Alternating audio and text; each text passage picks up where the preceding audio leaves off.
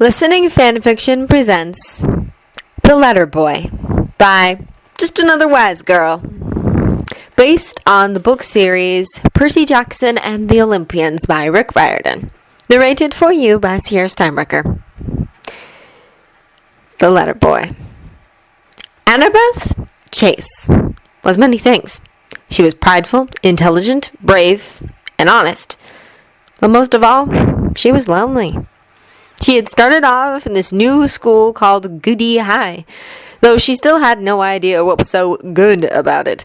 She had transferred there near the beginning of 9th grade when her father decided it was time for a fresh start.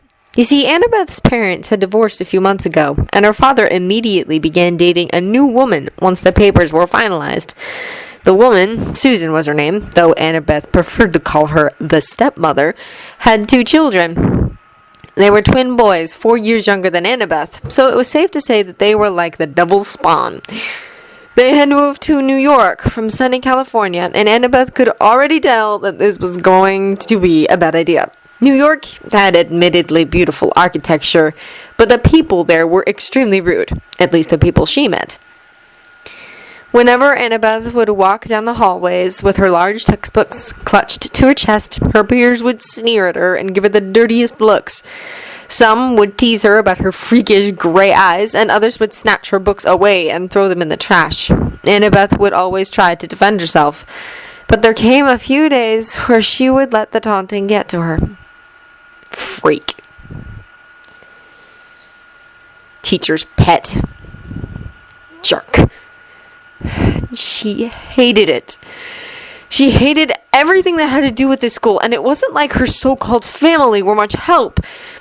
She tried to tell them what was happening, but her father would always ignore her and focus on his work, and Susan would just laugh and say it was harmless fun. Well, newsflash, it wasn't fun. It was hurtful and mean.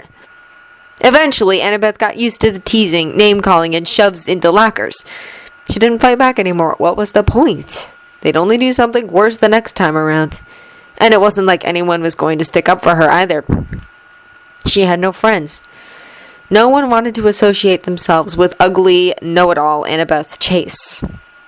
One day when she was publicly humiliated in the cafeteria after one of the cheerleaders accidentally spilled their tomato sauce-filled pasta all over Annabeth's clothes, she made a decision. She was running away. She couldn't take it anymore. The bullying, the neglect, the laughter that would stab her repeatedly in the chest. She had promised herself that she wouldn't give up, that she wouldn't let them break her. But after months of this awful torture, with no one there to help or support her, she reached her limit. So, as she left the cafeteria, with burning tears in her eyes, she devised a plan in her head. She would leave this Friday. Everyone would be too hyped up over Valentine's Day to notice her absence. She would do it. She would finally be free, away from the taunting laughter that would always seem to follow her. But if Annabeth had looked more closely, she would have noticed that not everyone was laughing. That one loyal soul had made a decision that day too. They were going to help her. They were going to see her smile, even if it was the last thing they would do. Annabeth was ready to execute her plan. It was finally Friday. She was excited to start on this new journey and not have to worry about school or her broken home life any longer. She was going to leave and start her new life on her own. That is, until she reached her locker at the end of the day. Everyone was overly enthused with the aspect of love and crushes today. Of course, it was understandable since Valentine's Day was supposedly the most romantic day of the year. Annabeth thought it was stupid, though. She believed that every day should be celebrated with love, not just one commercially industrialized day. Plus, everyone acted agonizingly lovey-dovey during this time, and Annabeth thought it was just sickening.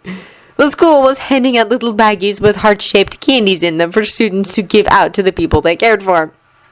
Annabeth didn't receive anything. She already knew that was going to happen, but did the teacher really have to give her a sympathetic look and say, "Don't worry, sweetheart, maybe next year"?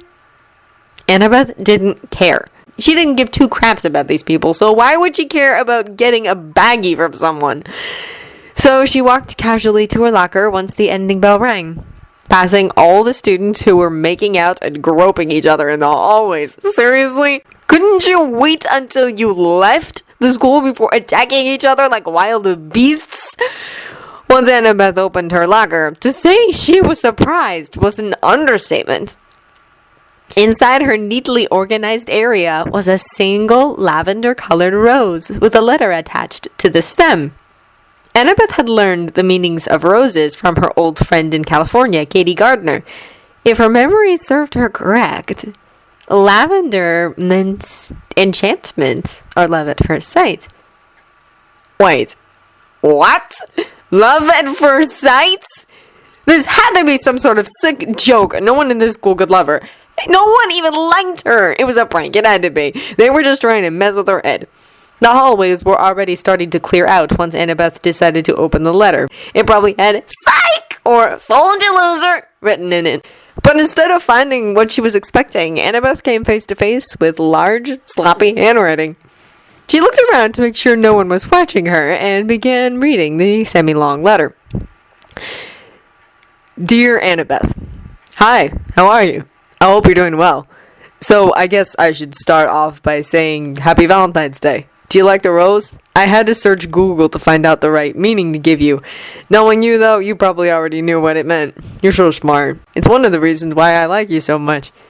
Okay, so you're probably wondering, who is this creepy dude? Well, I can assure you I'm not some weird stalker or anything. I'm just a guy who really likes you. And I'm sorry that I can't say this to you in person. I guess you could call me a coward, but after seeing what that bitch Keone, sorry for my language, my mom says I have a problem, did you, I couldn't let you go on thinking that someone in the school doesn't care about you.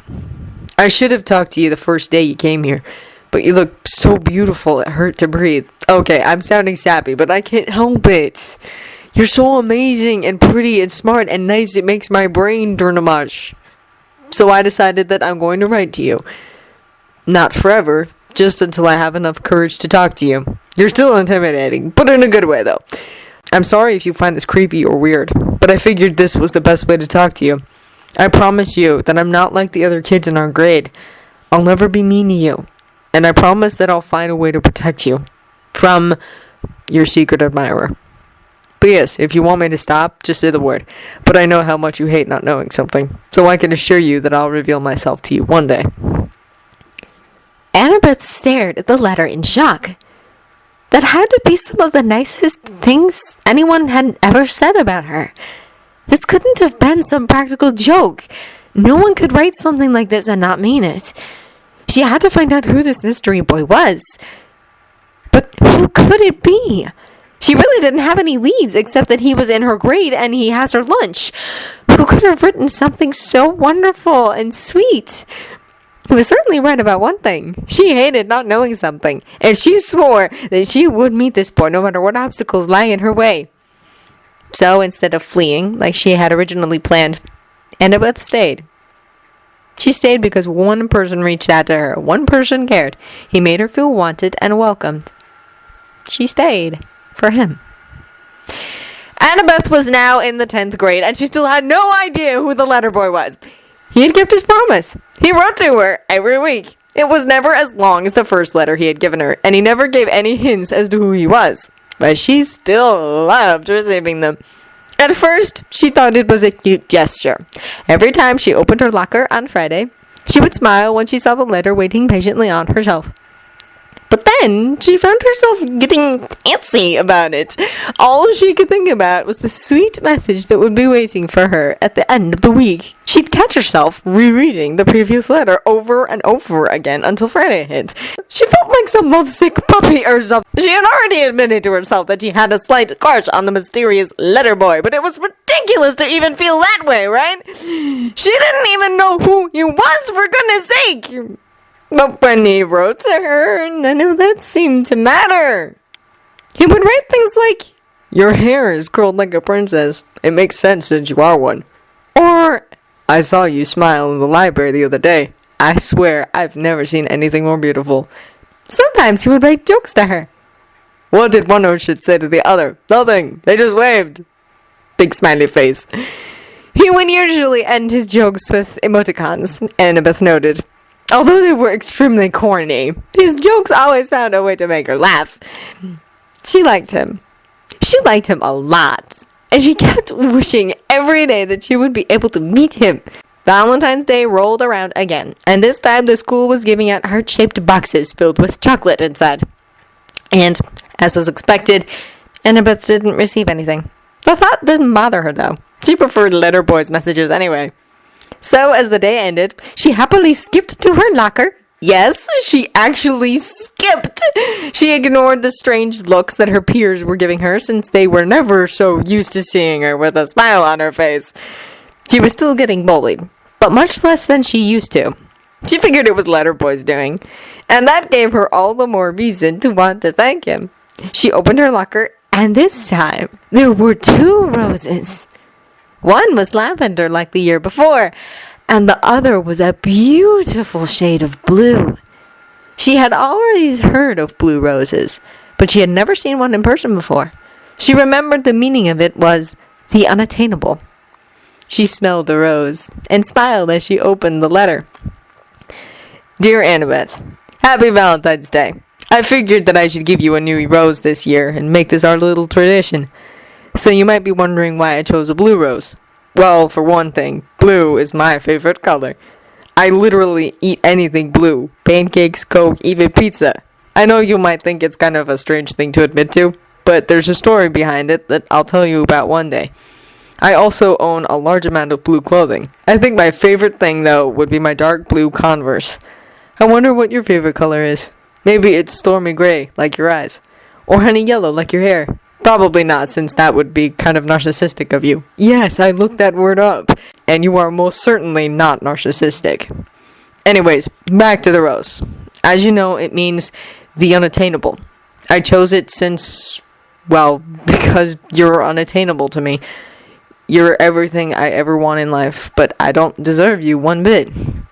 I'm not nearly as smart or strong as you are.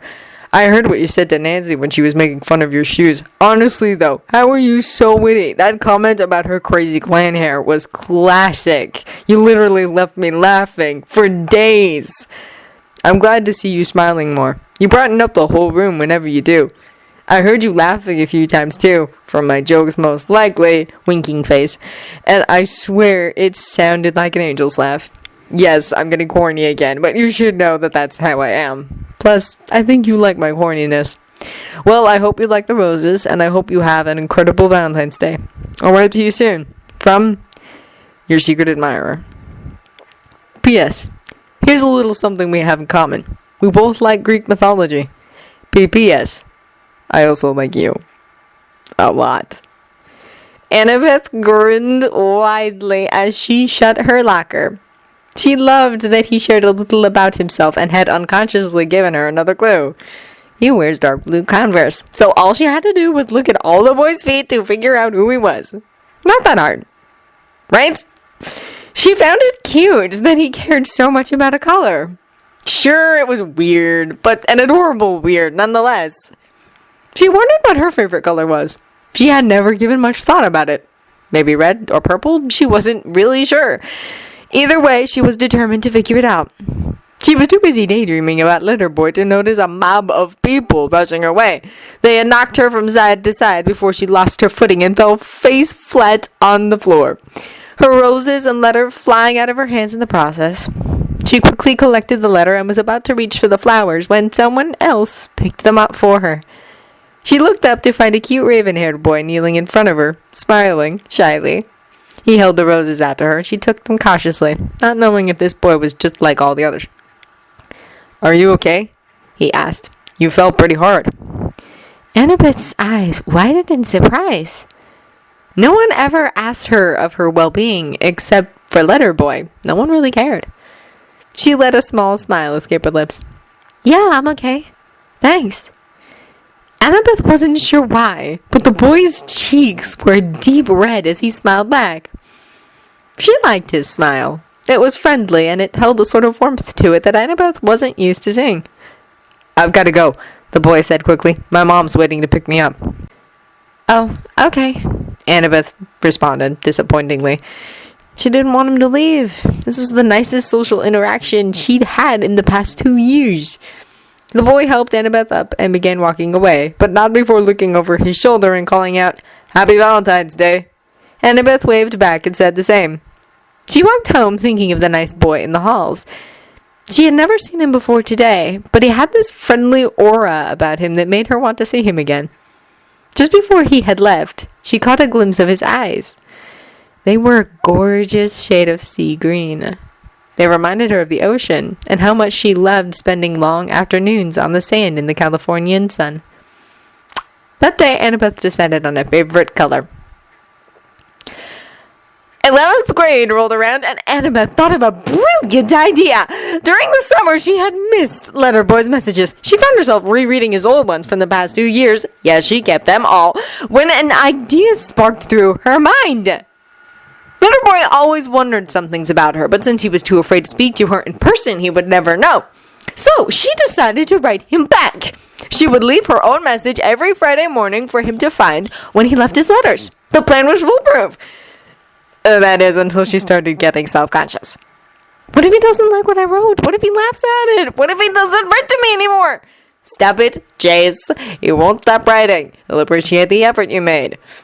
So when Annabeth read the letter responding to hers, she was ecstatic to see that he loved her letter.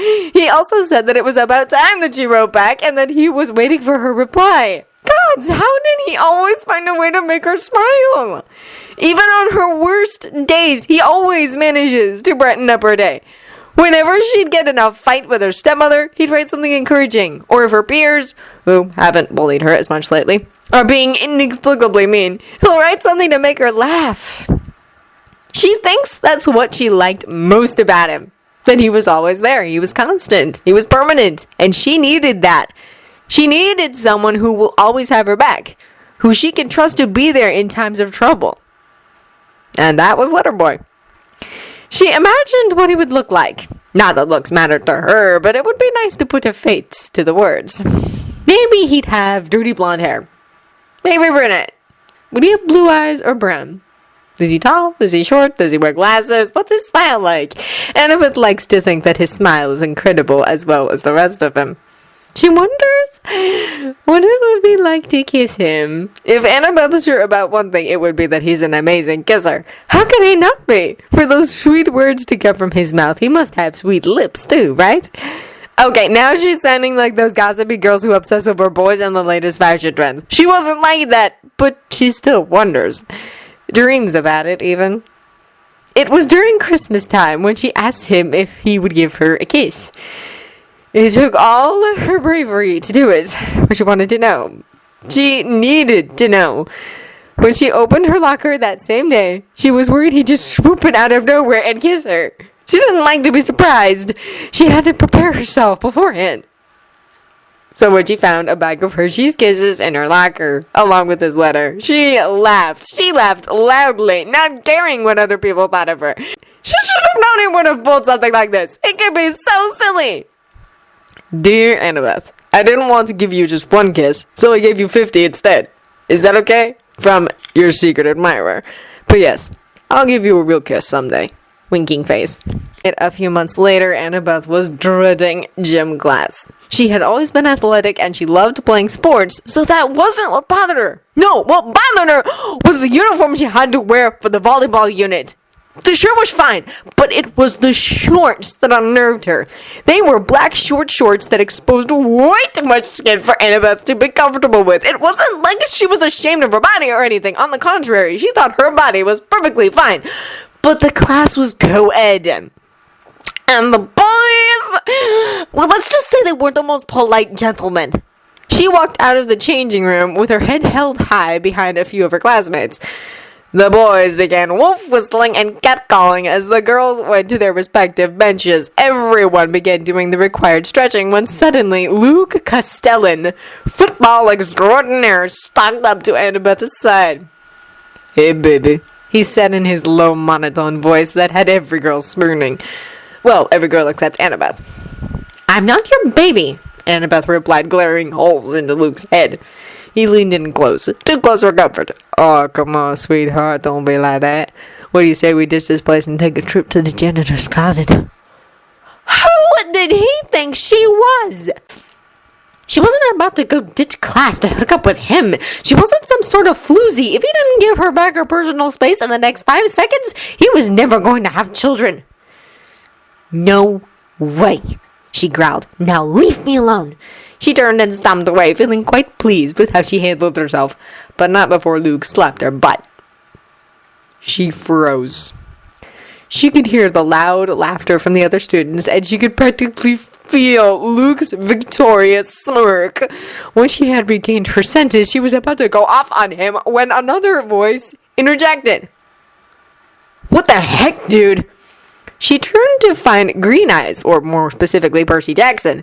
She had learned his name not long after he had helped her out in the hallway. He wasn't in many of her classes, but this year his popularity had surpassed even Luke's. He was captain of the swim team and an all-around good guy. Not to mention he was extremely handsome. Luke's smirk grew wider. Well, Jackson, afraid I'll steal your girl?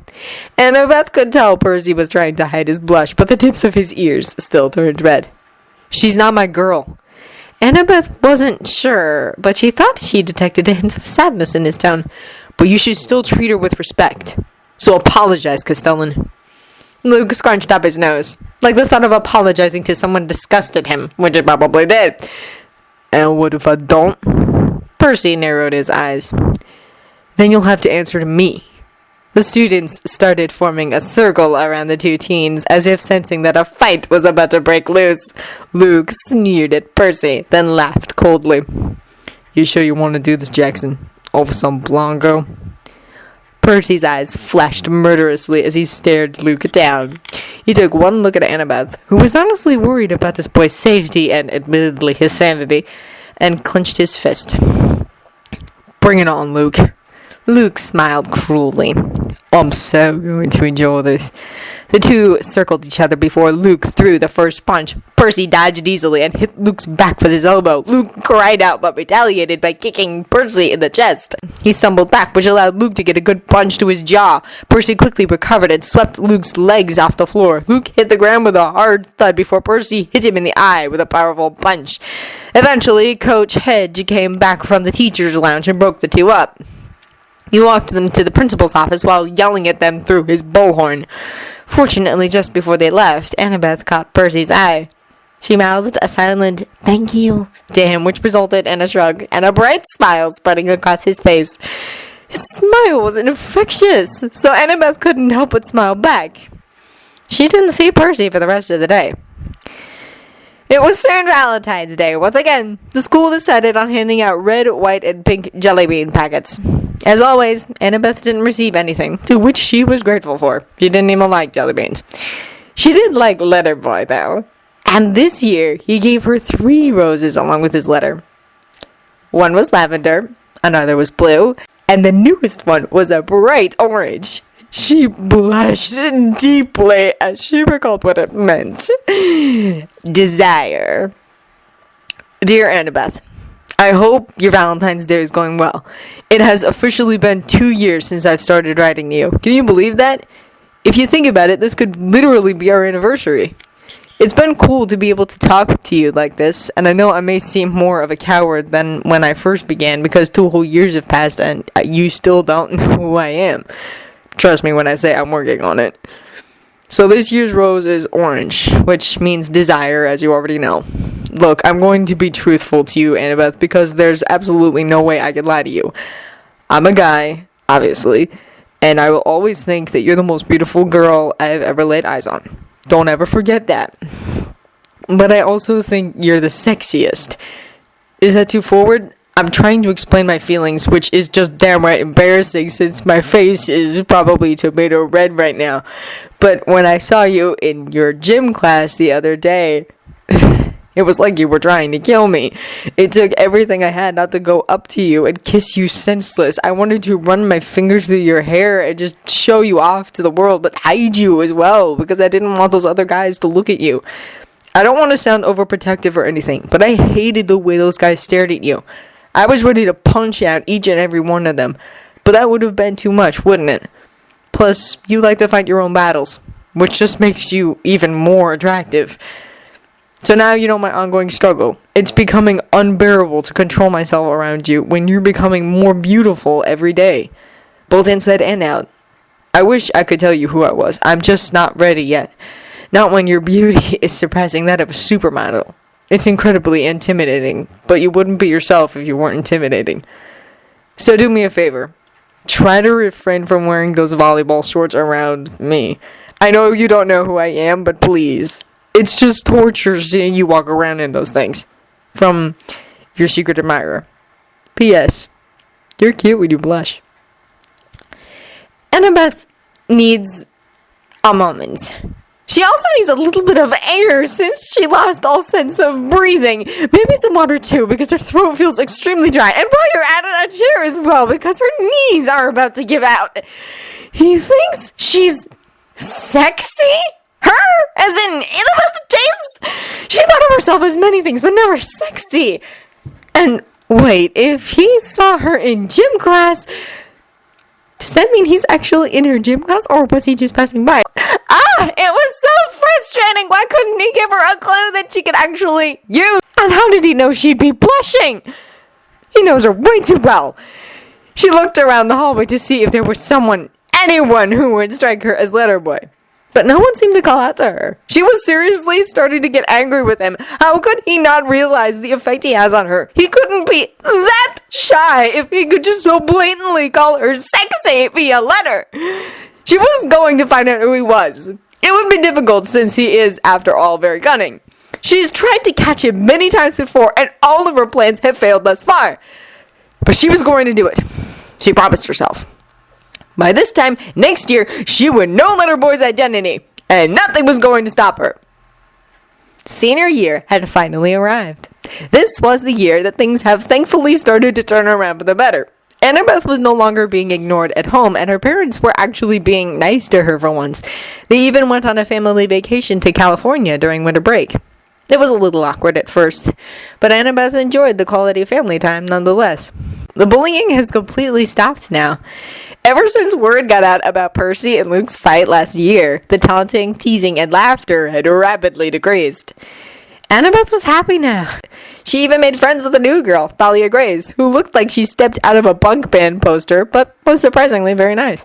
The only thing that was bothering her was Letterboy. She had executed numerous plans to try to catch him in action without prevail. It seemed he knew when she would be waiting him out, since he never came by her locker whenever she was on stakeout. She was more frustrated than ever, but she was stubborn, so there was no way she was going to give up. She decided to narrow down the time as to when he could pass by. Mornings were out, since she would go to her locker too often during that time. Lunch was not a possibility, since he'd stated countless times that he would never miss a meal. He is a growing boy, after all. So that would leave the afternoon. But it couldn't be last period, since teachers were roaming the halls around that time, ready to catch any students ditching classes. Then it had to be during third. Annabeth mentally slapped herself on the face. Why couldn't she have done this before? It would have saved her so much freaking time. Obviously, she wasn't thinking straight. So she devised the perfect plan. The one even he couldn't see coming. She would discover his true identity next week on Valentine's Day. Once the day she had been waiting for rolled around, Annabeth set her plan in action. As people were giving each other heart-shaped lollipops, she sneaked out of the lunchroom and ran toward her locker before the third period bell rang. She had cleaned out her locker at the beginning of lunch so that it would be completely empty for her to slip inside. Yes, so she was going to wait him out inside the locker itself. If the space was big enough to fit 3 freshmen, it was big enough for Annabeth. So she slipped inside the locker and let the door shut. She had asked Thalia to lock it once she finished her lunch, so that Letterboy wouldn't have any suspicions, to which she raised an eyebrow too, but agreed without question. She heard the familiar click of her lock after a few minutes when everything started to crash down on her. She was finally going to meet him. She's finally going to see the face behind the letters. She's finally going to meet the boy who had changed her life.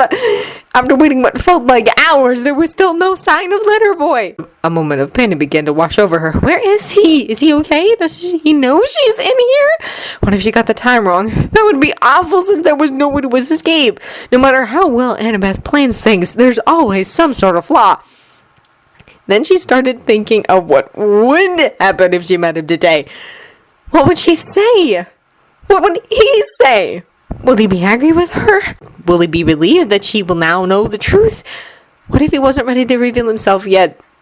Screw it! She was ready! She had been ready to meet him for 3 years, and the time is ticking away. Soon enough, they'll be off to university, and then what? Could he keep sending her letters then? No! It had to be today! She was going to meet him, and thank him, and maybe even get... Someone was outside the locker. Annabeth could hear the shuffling of a bag just beyond the metal door that was constricting her. Annabeth could hear the shuffling of a bag just beyond the metal door that was constricting her. Then she smelled the all too familiar scent of roses. It was him. It was Letterboy. The excitement and anxiousness started bubbling up inside her chest as she heard him fiddling with her lock. How had he known her lock combination anyways? Knowing him, he probably bribed the janitor for it. She held her breath as she heard the click of the opening lock. She fiddled her fingers in anticipation as he opened the locker door. And there he stood! She gasped! Holy! His eyes grew wide as he stumbled back onto the floor, clutching his hand to his chest. What the heck, Annabeth? You almost gave me a heart attack! She quickly stepped out of the locker and stared at him in shock. The 4 roses were scattered on the floor. Lavender, blue, orange, and now red. His letter was crumpled up in his hand from gripping it so hard. It was most definitely him. Her letter boy was none other than Percy Jackson. It was you, she whispered, still in a state of shock. It was you all along. He looked up at her and gave a sheepish smile. His eyes were shining. His face was the same color of the bright red rose. And yet all Annabeth could think about was how she had not seen it. How had she not realized it was him the whole time? From the way he treated her to the fight in gym class, and for goodness sake, he was even wearing dark blue Converse. She should have known, but she was too blind to see it. She never thought it would be him. He seemed too good for her, too incredible. Yet here he was. He was her letter boy all along. He got up and collected the roses. She could sense his nervousness as he shuffled his feet and wouldn't look at her eyes. Finally, after a long silence, he quietly asked, "Are you disappointed?" She furrowed her eyebrows in confusion. What? Are you disappointed that it's me? He clarified. Did you expect someone else? Someone better?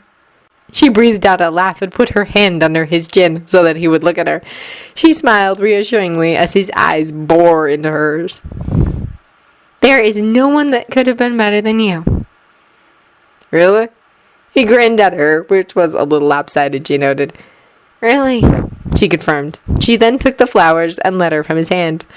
The 4th rose made her extremely giddy inside. Red, the most popular and well-known of all the roses, signifies love. She opened the letter and held it out to him. Would you read it to me? He paled. Read it? As in, now? In front of you? Please? It would mean so much to me. He sighed and took the paper from her hand. Fine, but only because I can't say no to you. She grinned as he glanced from her to the letter. He took a deep breath and began to read. Dear Annabeth, it's been 3 years now, and my feelings for you haven't changed. If anything, they've grown stronger. Ever since I saw you back in the 9th grade, I knew I was a goner. I'm not ashamed to say that for me, it was love at first sight. You're everything to me, Annabeth. You're beautiful, smart, brave, witty, funny, sexy, sweet, caring, compassionate, friendly, and every good adjective in the freaking dictionary combined. This year's rose color is red, meaning love. I don't know if it's too soon to say this, or even if you feel the same way, but I love you, Annabeth. I love you with every fiber of my being. I love you till the ends of the earth. Heck, I would give up blue food for you just to show you how much I freaking love you. And we both know that's saying a lot. I'm sorry it's been 3 years and you still have no clue who I am. I was just scared. I was scared that you wouldn't feel the same way about me. That you would take one look at me and regret ever reading my letters. But then I realized that you would never do that. You would never hurt someone that badly. So I made a choice. I love you, Annabeth, and that feeling isn't going to change anytime soon. Happy Valentine's Day. Love, Percy. P.S. Will you be my girlfriend? Once Percy had finished reading, Annabeth's mouth gaped open. You were going to reveal yourself? Percy huffed out a laugh while scratching nervously behind his neck. Yeah, I was.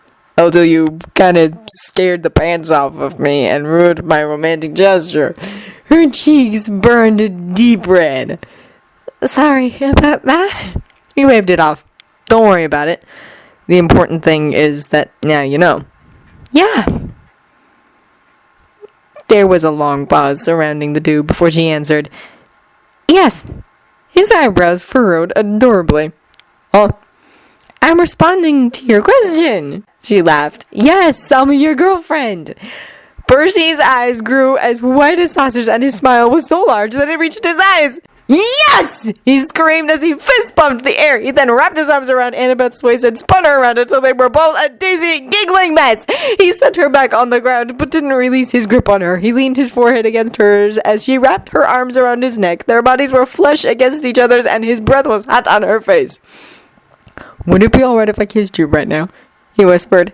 She smirked. I'd be pretty offended if you didn't. He chuckled lightly. Well, I certainly wouldn't want to offend you. And just like that, after 3 long years of waiting, they kissed. They kissed hungrily, one never getting enough of the other. Then the hunger turned to passion as he ran his fingers through her hair and kissed her with so much love it made her knees buckle. She kept her lips in sync with his warm, soft lips that just melted her right on the spot. She knew that once their lips touched, she would never get enough of this, never get enough of him, and she was right! After many blissfully long minutes, or hours, neither one could really tell, their kiss slowed down to a slow caress. Eventually they broke apart for air, but still stared into each other's eyes. Green on gray. Just like how it was meant to be. You have no idea, Percy whispered, still trying to catch his breath. How long I've been wanting to do that. Me too, she smiled while placing her hand on his cheek.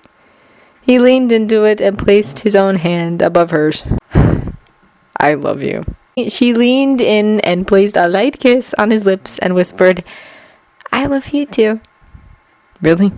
He asked, his eyes locking with hers once again. She nodded. Really?